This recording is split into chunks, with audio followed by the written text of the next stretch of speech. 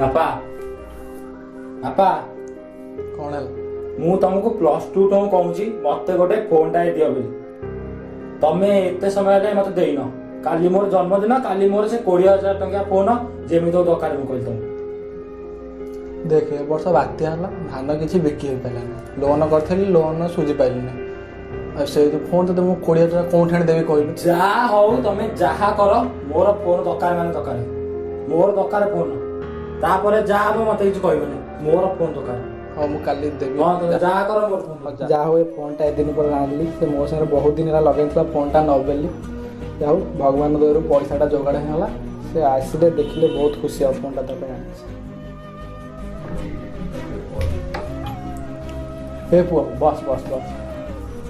କଣ ହେଇଛି କୁହ? ଆଜି ତ ଜନ୍ମଦିନଟି। ହୁଁ ବହୁତ ଦିନ ହେଲା କହୁଥିଲୁ ତ ଗୋଟେ ମୋବାଇଲ ଦରକାର। ଆଜି ତ ପାଇଁ ଗୋଟେ ମୋବାଇଲ ଆଣିଛି, ଦେଖିଲୁ ତୋ ପସନ୍ଦ? ମୁଁ ତମକୁ ଏଇ ମୋବାଇଲ ଆଣିବାକୁ କହିଥିଲି?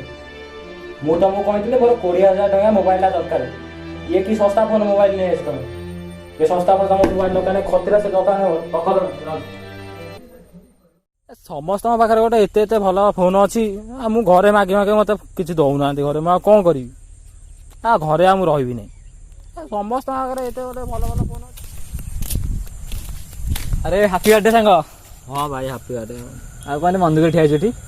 ମନ୍ଦିରରେ କଣ ବାପାଙ୍କୁ କହିଥିଲେ ଗୋଟେ 20,000 ଟଙ୍କା ଫୋନଟା ଆଣିବାକୁ। ମୋ ପାଇଁ 10,000 ଟଙ୍କା ଗୋଟେ ଶସ୍ତା ଫୋନଟା ଆଣିକି ଯାଇଛନ୍ତି। ଦଉନାହାନ୍ତି କିଛି ମତେ ଘରେ।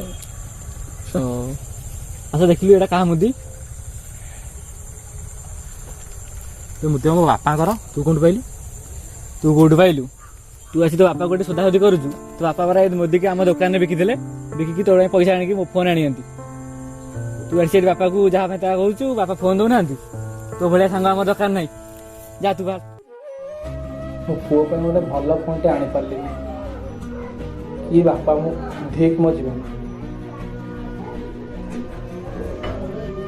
ବାପା ଦେଖ କଣ କରିବି ମୋ ପୁଅ, ଘରେ ପରିସ୍ଥିତି ଭଲ ନାହିଁ। ଆଉ 2 ଦିନ ଅପେକ୍ଷା କର, ତୋ ପାଇଁ ତୋ ବ୍ରାଣ୍ଡର 20,000 ଟଙ୍କା ଫୋନ୍ ଆଣିକି ଦେବି। କାନ୍ଦ ଦରକାର ନାହିଁ ବାପା ମୋର ସେ ଫୋନ।